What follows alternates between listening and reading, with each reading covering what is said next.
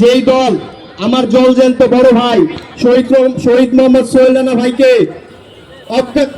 অজ্ঞাত করে আপনারা কোন দল ফিরে আনার কথা বলতেছেন?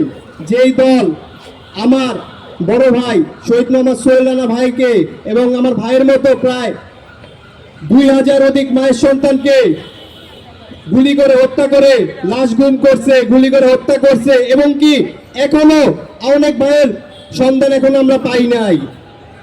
আপনারা এই দলটাকে ফিরে আনার কথা বলতেছেন।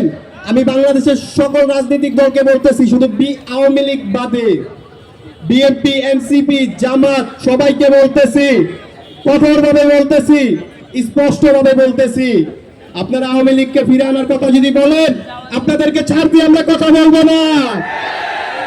আমার ভাই শহীদ মোহাম্মদ সোহেল রানা, আমার ভাইয়ের শেষ দেখাটুকু দেখতে পারিনি আমরা, এক মুঠো মাটিও কবরে দিতে পারি নাই পরিবারের কেউ।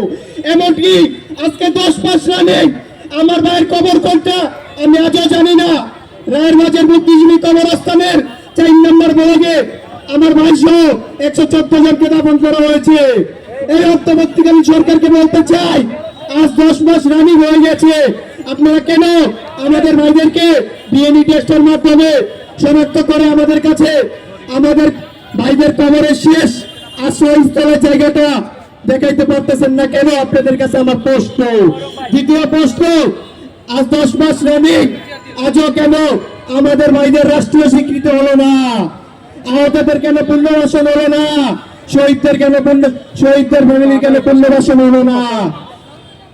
আর যে খুনি হাসিনার নির্দেশে আমার ভাই সহ আরো 2000 অধিক মায়ের সন্তানকে গুলি করে হত্যা করা হয়, আমার মার মতো 2000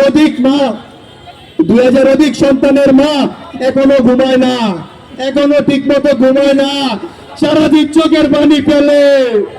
আপনারা কেমনে বলেন এই দলকে আবার ফিরিয়ে আনার কথা? আপনারা কিভাবে বলেন?